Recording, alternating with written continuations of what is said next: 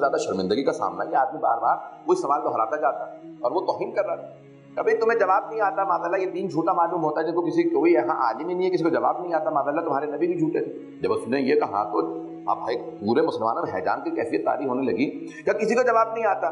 کبھی اپنی بیٹی سے پوچھ لو، شاید انہیں آتا. بیٹی سے پوچھا کبھی کوئی ان سوالوں کے جواب جانتی ہو؟ کہ میرے بھی ذہن میں کچھ نہیں. جب سب طرف سے پریشان ہو، کبھی تم نے زکات دینی ہے، زکات دو نہیں تو چلے جاؤ. جب باہر نکلا تو اس نے بہت زیادہ توہین شروع کی. اس نے کہا کیسے لوگ ہیں، کسی کو جواب نہیں آتا. جناب سلمان نے کہا خبردار، دین کی توہین نہ کرنا، پیغمبر کی توہین نہ کرنا. پیغمبر صادق نبی تھے اور جو دین کے وارث ہیں وہ آل محمد. کہا لیکن وہ ہیں کہاں کہ سوالوں کے جواب نہیں دے رہے. کہا آپ میرے ساتھ میں اس در پہ لے چلوں جہاں ہر مشکل کی مشکل کشائی ہوتی ہے. بولنا تو اسی جانتے ہیں ماشاءاللہ، کچھ لوگ بولنا جانتے ہیں ماشاءاللہ. اب جانے کے بعد ایک مرتبہ جناب سلمان یہ اور سب کو لے کے چلے. کہا میرے ساتھ چلو، میں اس در پہ لے چلتا ہوں. آئے جانے کے بعد جناب سیدہ کے دروازے میں، جناب امیر کے دروازے میں دستک دی. جیسے دستک دی اندر سے جناب خاتون جنت نے آواز دی کہ سلمان کیا معاملہ ہے. اب وہ بہت پریشان ہوا. کہ نہ دروازہ کھولا نہ کوئی باہر آیا. یہ خاتون بغیر دیکھے نام سے کیسے پکار رہی ہے، بغیر دیکھے کہ سلمان کیا معاملہ ہے. جناب سلمان نے کہا کبھی بھی اسلام پہ وقت آن پڑا ہے. امیر المومنین سے کہیں کہ تشریف لائیں، جوابات دیں. کہ وہ باغ میں کام کرنے گئے،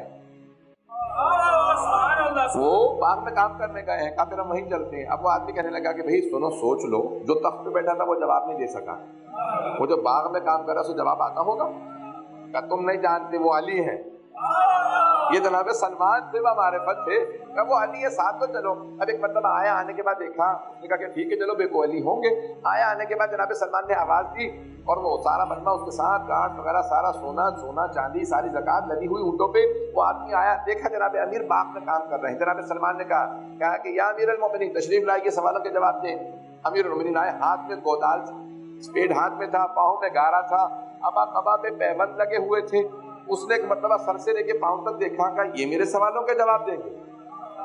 جناب سلمان نے کہا یہی علی ہیں. کہا یہی میرے سوالوں کے جواب دیں گے؟ سر سے لے کے پاؤں تک دیکھا. مولانا نے کہا نہیں، میں تیرے سوالوں کے جواب نہیں دوں گا. وہ جو سامنے بچہ کھڑا ہے نا، امام حسن کی طرف اشارہ کر کے کہا کہ وہ جو سامنے بچہ کھڑا ہے وہ تیرے سوالوں کے جواب دے گا. وہ ایک مرتبہ آگے بڑھا، امام حسن مجتبیٰ کو دیکھا، 7 برس کے. کہ یہ تو چہرے سے ہی معصوم لگ رہے ہیں. معصوم انوسنٹ کے معنی میں.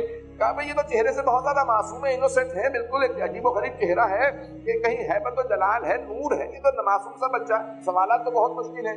یہ بچہ میرے سوالوں کے جواب دے لے گا؟ جناب سلمان سے کہا. امام حسن مجتبیٰ نے کہا تو سوال پہلے کرے گا، میں جواب پہلے دوں. جیسے ہی کہا نا تو سوال پہلے کرے گا میں جواب پہلے دوں. تو ایک مرتبہ اس نے کہا اچھا بتائیے میرے کتنے سوال ہیں؟ امام نے کہا تیرے 6 سوال ہیں. اب وہ پریشان ہوا، جیسے آپ خاموش بیٹھے وہ بھی خاموش تھا. 6 سوال ہیں؟ امام نے کہا ہاں تیرے 6 سوال ہیں. پہلے سوال کے 3 حصے ہیں، سن جواب کیا. امام نے جواب دیے. وہ قدموں میں گر گیا. کہا کہ برخوردار، آج کے بعد سے آپ کو اور آپ کے بابا کو ان باغوں میں کام کرنے کی ضرورت نہیں، میں اتنا سونا چاندی لایا ہوں. امام حسن نے جب اپنے بابا کی طرف، جناب علی کی طرف دیکھا، کہا بابا کیا حکم ہے؟ کہا بیٹا حسن جائیے فقراء مدینہ میں سارا سونا چاندی تقسیم کرائیے، یہ سب تقسیم کرائیے، یہ زکات ہے، صدقہ آل محمد پہ حرام ہے. ایک مرتبہ امام حسن مجتبیٰ گئے، سب سارا کہا آؤ میرے ساتھ آؤ، سونا چاندی. اب وہ پریشان کھڑا ہے، جناب سلمان سے کہتا کہ مجھے کچھ سمجھ میں نہیں آ رہا، اتنی دولت آنے کے بعد سب تقسیم کر دینے کچھ نہیں چاہیے؟ کہ مجھے کچھ سمجھ میں نہیں آ رہا. نہ وہ باپ سمجھ میں آیا نہ یہ بیٹا. جناب سلمان نے کہا تو سمجھ بھی نہیں سکتا، میں آج تک نہیں سمجھا. ان کی معرفت حاصل کرنا بہت مشکل کام ہے. امام حسن مجتبیٰ گئے، گھنٹوں بعد واپس آئے. اس نے کہا مجھے کچھ سمجھ میں نہیں آ رہا، آپ کا اتنی دولت ہوتے میں آپ کو باغ میں کام کرنا منظور ہے؟ یہ دولت نہیں چاہیے. امام نے کہا تو سمجھا نہیں، میرے بابا مجبور نہیں ہے کام پہ. نہیں پہنچا پا رہا. میرے بابا مجبوراً کام نہیں کر رہے، اختیار سے کام کر رہے ہیں. یہ ولایت مطلقہ کے مالک ہیں، یہ میرے بابا ہیں. کہ مجھے ابھی بھی کچھ سمجھ میں نہیں آیا. جناب سلمان نے کہا بس یہی سمجھ لے کہ تو نہیں سمجھ سکتا. اگر بات پہنچ گئی ہو تو بس یہی سمجھ لے کہ تو نہیں سمجھ سکتا. میں آج تک یہی سمجھا ہوں کہ میں نہیں سمجھ سکتا. ہم بھی یہی سمجھے ہیں کہ ہم نہیں سمجھ سکتے. جتنا ہم سمجھے ہیں وہ ہماری سمجھ سے بالا تر.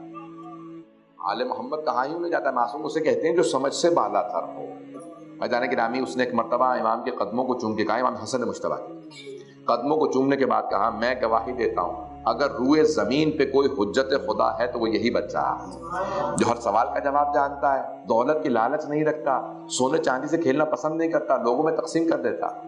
پتہ نہیں بات پہنچا پا رہا ہوں یا نہیں. اس نے کہا کہ میں ان کی عظمت کی گواہی دیتا ہوں. عزیزان گرامی، ہم ایسوں کو امام مانتے ہیں.